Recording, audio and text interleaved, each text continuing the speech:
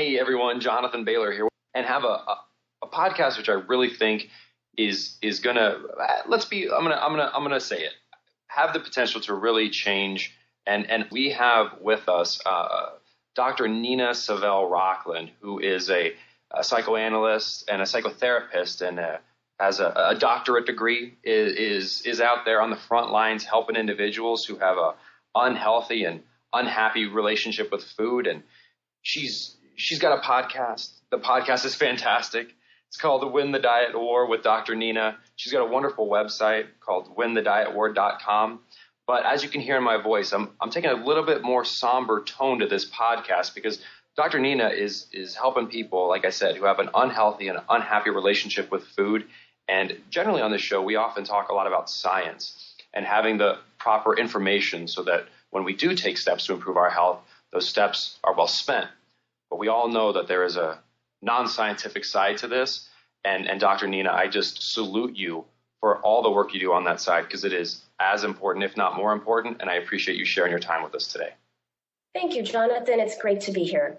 Well, Dr. Nina, can you tell us a little bit? I love the way you describe your area of specialty, and that's individuals with an unhealthy and unhappy relationship with food. How did you, for example, that's a very different description than people with an eating disorder, for example. How did you arrive at that language and that focus? Well, because my practice is nearly entirely made up of people with unhealthy, unhappy relationship to food, I know how shaming it is to talk about having an eating disorder, or people go to certain groups and they'll have to introduce themselves and say, I am, a bulimic, I am a binge eating. And it's sort of mortifying. And I really want to stress the fact that these are people who are struggling with food for a reason. And so whatever's going on with food does not define you. You're doing it for a reason, and that reason just needs to be identified, understood, and worked through in a different way. Dr. Nina, I couldn't possibly, I actually got a little bit of chills on my arm. I'm like, oh, that's funny. I have a little chills on my arm because there is so much here. I get so saddened with, in some ways, the relationship with food that we've been led down. This idea that food is bad and we're bad for enjoying food, and that if we could just eat less food, we would be better people. And the fact that we enjoy food is bad.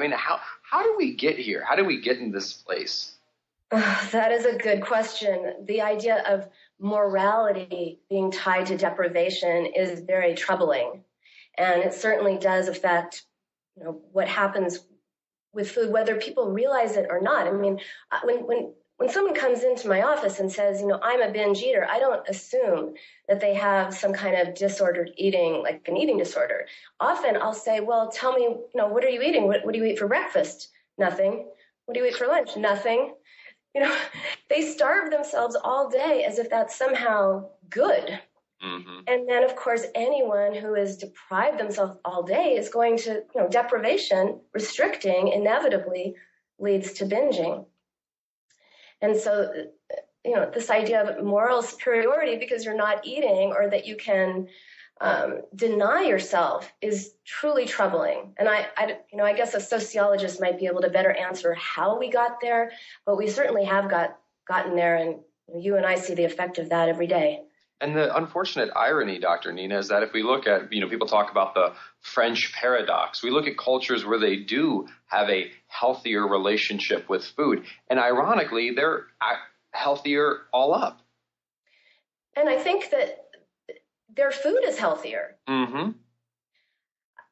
A lot of times people say, I went to Europe or I went wherever and I ate so much, but I lost weight. It must be because I was walking more. Yeah, they walk everywhere, Nina, right? Yeah, it is. But I've had people who live in Manhattan tell me that, and they're walking too.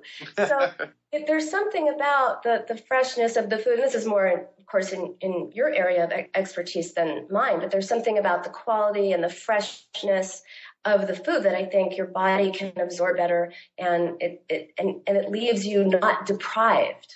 Mm-hmm. Well, and Nina, do you see any distinction between? I've spoken with individuals who are in a similar area of work, And they often, or I've heard them describe food. Well, it's curious. I've gotten mixed signals, actually. Is food, I mean, we can abuse anything. We can misuse anything, right? We could overdrink water. No one really does that, but there are people that overdrink alcohol, and there's individuals who, smoke too much, who abuse drugs. Is food just another area that can be abused, or is there something unique about it which should be thought of as different from any other substance that can be abused? Well, I think it is, in that we need it. Mm-hmm.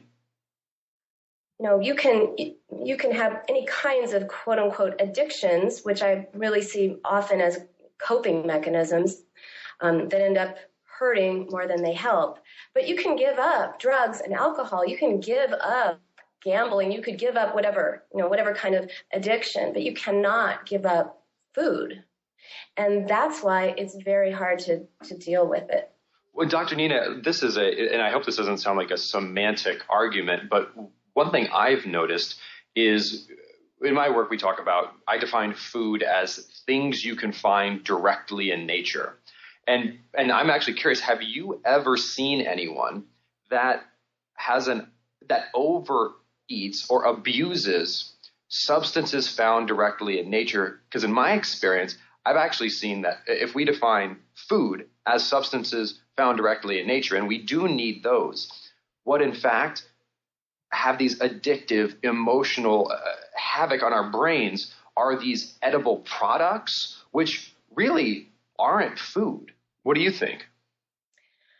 Well, I don't know, but I do know this, that a lot of people, when they come to see me, they say, I'm addicted to ice cream. I'm addicted to cake. I'm addicted to whatever. I can't stop eating, you name it. And that in time, as they process, the underlying conflicts and emotional reasons for why they're turning to that food, the sense of addiction lessens. Mm-hmm. And, the other thing I say, because people say, why food? Why can't I be addicted to crack? This one woman said, "What? Then at least I'd be skinny." This is oh no. And it's such a tragic thing to say on so many levels. But what I told her is that our first experience of love and connection and that kind of blissful relationship with another person is being fed. So, people say food is love, but I think it's even deeper than that sometimes it's a profound, sort of really deeply embedded way of trying to experience a blissful state, re-experience the blissful state of our infancy. I really like that. I really like that line of thinking, and sort of thinking back to our infancy and made me think back in history. And I'm curious, Dr. Nina, do you know because I know, for example, like the rates of depression, at least diagnosed depression, have been climbing steadily. I'm curious if there were people in, like, let's say the 30s, when we ate more of a actual food-based diet. Are there known cases, or even in cultures, where that maybe that's a more data available situation, in cultures where they're more focused on eating food, by my definition, rather than edible products? Do we see the same incidence of unhealthy and unhappy relationships with food? You used a very important word, which is diagnosed. And I don't know about the prevalence, but I do know that there are far more people who have been struggling with this than for a longer period of time than we realize. And why do I know this?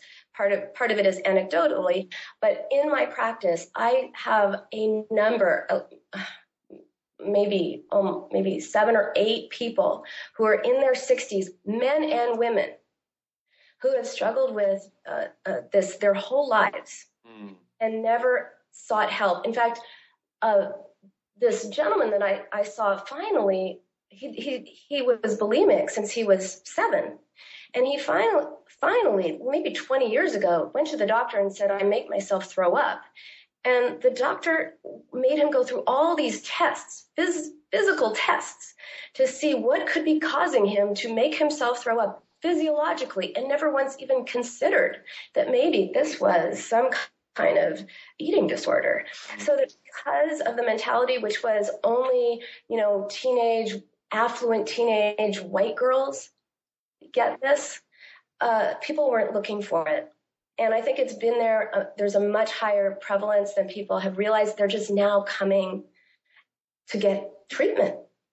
Fascinating. One, the example you gave there of an individual going to the physician who had bulimia and being treated the way he did actually reminded me. There was a segment of my first book where it was the story of Anne the anorexic, and it was meant to illustrate what I find, and now millions are beginning to find, is the absurd treatment we give to individuals who are struggling with an excess amount of fat on their body, in the sense that we just say, well, you just need to eat less. Like, the problem is you just eat less, because that's like the story in the book was Anne is an anorexic, and she goes into her physician, or maybe she goes to someone. She wouldn't go to you because you wouldn't tell her this. They go to your competitor across town, and Anne comes in and she says, I'm an anorexic, and the physician says, okay, you need to eat more. Like, the treatment is you need to eat more. Well, we'd all say clearly that physician is not worth anything. We get that she's not eating enough. The question is why? What is the underlying cause? And the same with losing weight. Exactly. It's like when people say, okay, you want to lose weight? Well, you just need to eat less. Oh, okay. Thanks. Really? I had no idea. Yes, were it that simple. Exactly. And you make a very good point, which is that you have to get to the underlying issues. I like to sort of liken it to a weed and a root. It's a somewhat trite example, but it's the best I can come up with, so I use it, which is that, a weed is whatever's going on, whatever behavior with food. If you just lop off a weed, we all know it's going to grow back. You have to get to the root. And in the case of us as human beings, what's unconscious, out of awareness, underground, out of awareness, but not out of operation. You've got to get to the root core issue that's growing that weed in order to eliminate it. And most people they treat the symptom as the problem instead of a symptom of the problem.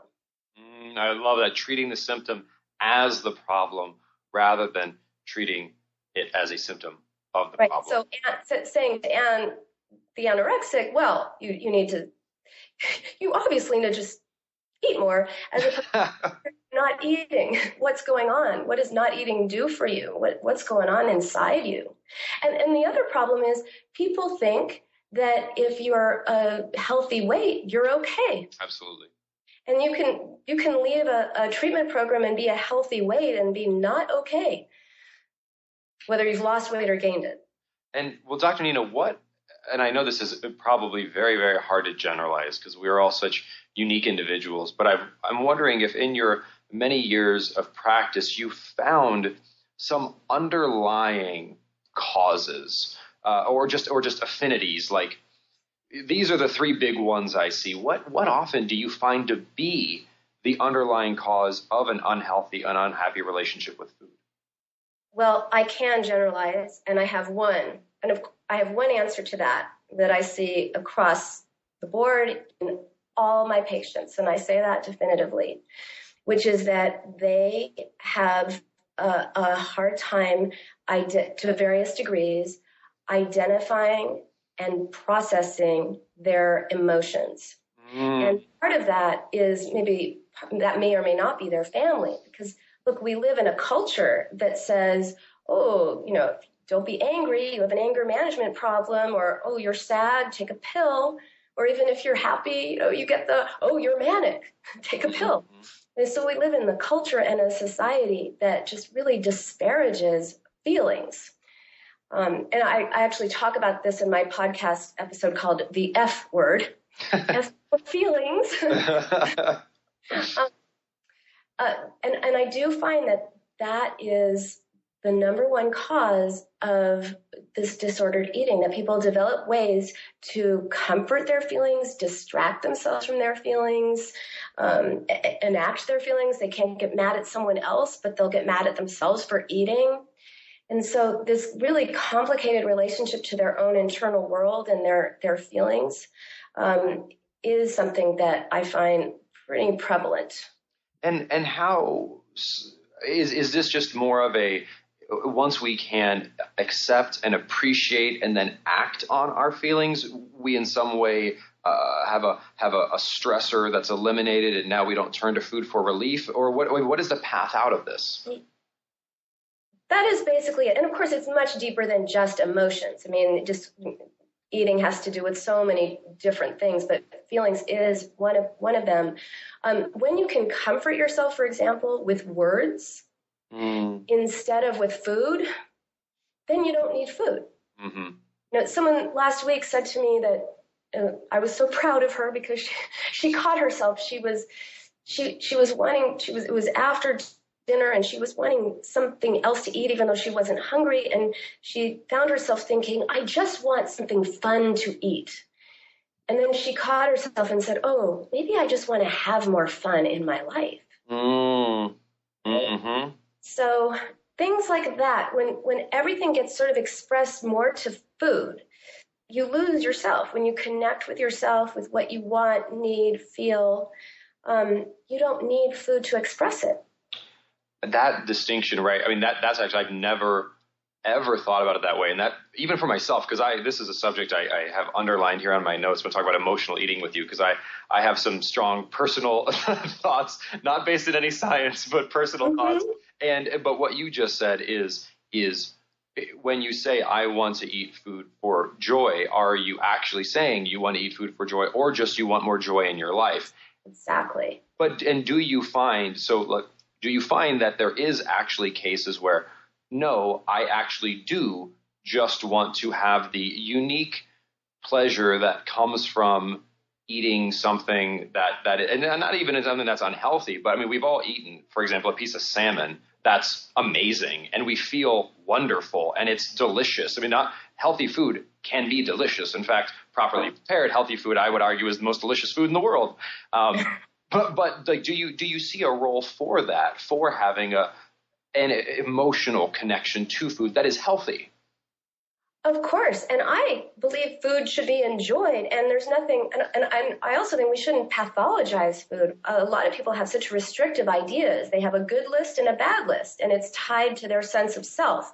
So if they eat what's on the good list, they feel good about themselves, but it cannot be maintained because every once in a while, you got to have a little pizza or ice cream or something.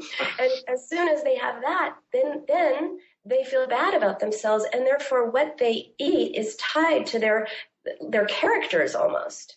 And I do believe that that we should enjoy food and enjoy good food and even enjoy some not so good food in small quantities every once in a while. But she was talking about like having fun. Mm-hmm. And then, just to show how complicated it is, in her family, there were these very strong covert messages that if you have fun, you're frivolous. So here she wants to have fun, but she doesn't want to have fun. So if she eats fun food, it's both she's having fun and she's punishing herself for having fun at the same time. Does that make sense? Oh, it absolutely does. And actually, this inspired a quick spark in my brain, which is the distinction we're making here, which is you have enjoyment from eating food versus having food with a primary motivation of that being your source of enjoyment. Something that may resonate is there's a distinction between drinking alcohol while you're having fun, like at a social event as a complement to that experience. Then there's drinking to have fun, like the act of drinking, like we're just going to drink now. Most people would say that's unhealthy. Like you shouldn't be drinking to have fun. However, that doesn't mean you can't drink, nor does it mean you can never have fun while drinking. It's what's your intention. And a lot of people who say binge eat, they don't enjoy it. It's sort of a miserable experience. Yep. So it's not like they're having this great old time with all these foods. They can't stop and they're miserable. I mean, right? So there's that part of it too. But I think that's a very good analogy. There's getting drunk, like let's get wasted, or there's enjoying a nice glass of Cabernet with dinner. It's a big difference. difference. One another analogy I use, which I'm curious to see if you will like, is actually because, again, we're talking about more visceral, more bodily pleasures, of which I often find that like there is a safe, smart way to have sex, and then there is an unsafe, not very smart way to have sex. And a full and healthy life can certainly be a life that enjoys sex, but let's do it in a safe, smart way rather than in a unsafe, not so smart way. And I think we can do the same thing with food, right? Yes, absolutely. And when, using your SANE approach, when people can work through the underlying issues that are leading them to choose those Doritos or whatever, that there was that scary New York Times article about how, oh, that was scary, how these are being engineered to make people be unable to stop. But when you figure out why you're going for those chips in the first place and you work through it, then you can be more of an intuitive eater. Mm-hmm. And then you can be more of a sane eater. I love it. Well, I love it. And even talking, Dr. Nina, about there's so much emotion here and there's so much intimacy here. And in some ways, that's actually why I like to use the analogy of intercourse, because, I mean, when we talk about food, we're talking about putting something inside of us. So especially for one of the genders, that definitely hits home from an intercourse perspective. And one thing, Dr. Nina, that I'm curious to get your thoughts on is sometimes, myself included, I'm selective about what I put inside myself. I'm talking about from an eating perspective right now. and sometimes I get criticized for that, as if like, well, Jonathan, don't you like food? You must not have a healthy relationship with food because you don't do X, Y, Z. And I seem to think the opposite of that. I think an individual who is selective about what they enjoy or selective about what they put in their body is in no way a prude or is in no way not enjoying things. In fact, you could argue that that person values, whether it's food or sex, on an entirely different level because they're very selective and intentional about what they do. Is this, I may have just gone off in the weeds. I don't know. No, I think you're talking about self-care and knowing yourself. What's right for you. And it may not be right for other people, but it's right for you. Mm-hmm. And that's what's important. You're talking about having a sense of what's right for you that comes from within, not from without.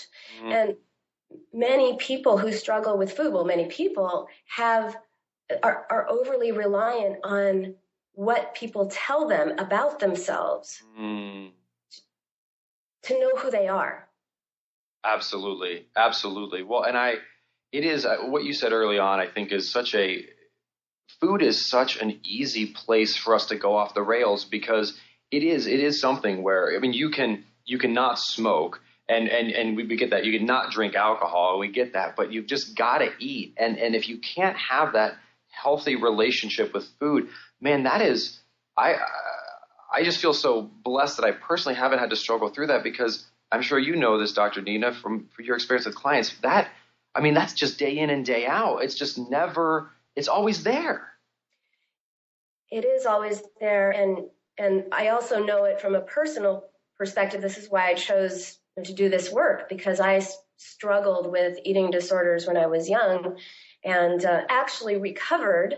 And I don't love that word, but I did recover fully from it because I went to a therapist for 3 years and I not once told her what was going on with me. Mm-hmm. She just thought I was naturally very thin.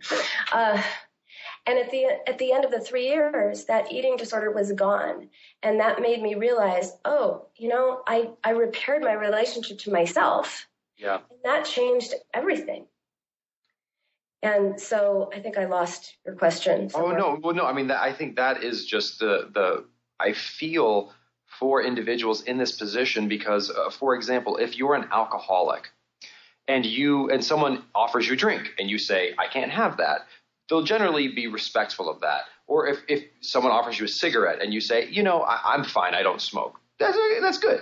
But if you're in the office and it's someone's birthday and they're handing out cupcakes and you're like, I don't want one, they're saying, oh, well, Sally thinks she's too good for everyone else. And there's these constant cues, right? Like there's no place you can go where there isn't this pressure. And there are. I mean, there's people that eat junk food and they're fine and they're healthy and they're going to live forever. That doesn't mean it's good for us. There's also people that smoke and never get lung cancer. So it doesn't mean it's good for us. But if we're one of these individuals that have an unhealthy and unhappy relationship with food, I think food, more than literally any other substance that can be abused, like that just seems like such a challenge because of those constant social cues.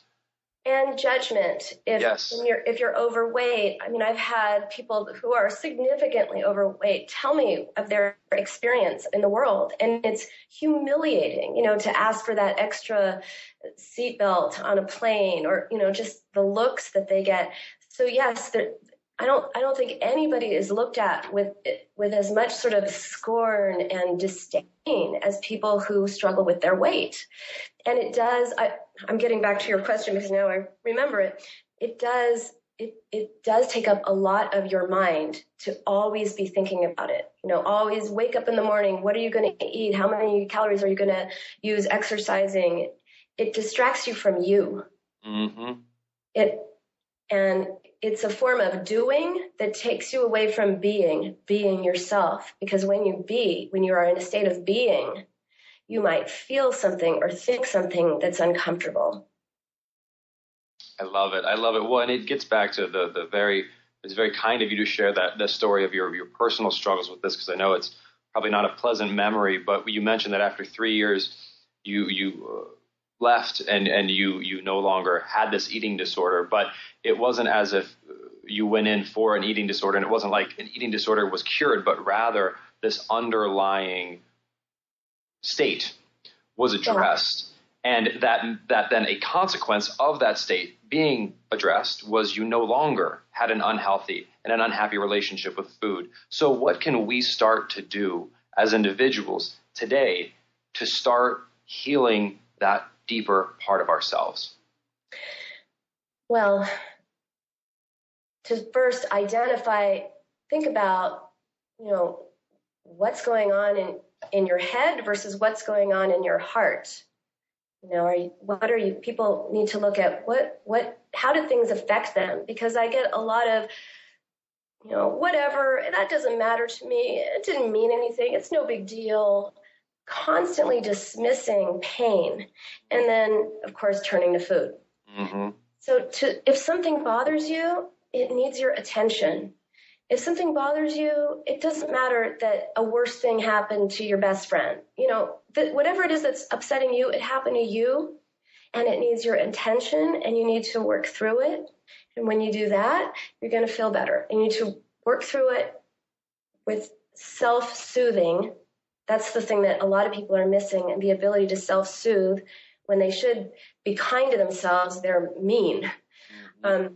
So recognize, what is your relationship to yourself? Are you supportive of yourself? Do you listen to yourself? Do you speak kindly to yourself?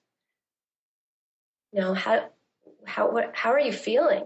And to really acknowledge that and sit with it. And sometimes it's unpleasant, but it's a lot more pleasant than beating yourself up for the number on the scale. Absolutely. And that's even something which I think we can all empathize with, that about this idea that our self-talk, like we will talk to ourselves in ways where if one of your friends or family members talk to you in that way, you'd be like, listen, bucko, like you do not talk to me that way. But if we do it to ourselves all day long. Yes. Well, Dr. Nina, and certainly asking you to distill all of this wisdom down into a soundbite is not something that's possible. So I would encourage everyone. Dr. Nina's work is fabulous. And I would very much encourage you that when you're up on iTunes, checking out the Smarter Science of Slim podcast, please check her Win the Diet War podcast. And again, that's with Dr. Nina. And of course, check her out at winthedietwar.com, because Dr. Nina, probably one of the most common questions I get asked is people say, okay, it's good. Like I'm confident. I feel like I have the right information now, but I've got the science, but I need the support. I need the emotional support. And I tell these people, please go see Dr. Nina, go see people like you, because it's just not as deep as the science is. the emotional and psychological aspects to it are that deep. So please seek out a qualified expert, seek out a Dr. Nina, and get that help, because you got to have both. You got to have both. You got to know how to handle food emotionally, and then you have to know which foods are actually good for you, which ironically are not at all the foods that we've been taught are good for us, but you need both. So I really appreciate what you do, Dr. Nina. Thank you so much. Thank you. And everyone, thank you so much for joining us this week. Really a touching and insightful podcast from a touching and insightful woman, Dr. Nina Savelle, Rocklin. And remember, this week, everyone, eat more, but don't binge eat, and exercise less, but do that smarter. Talk to you soon.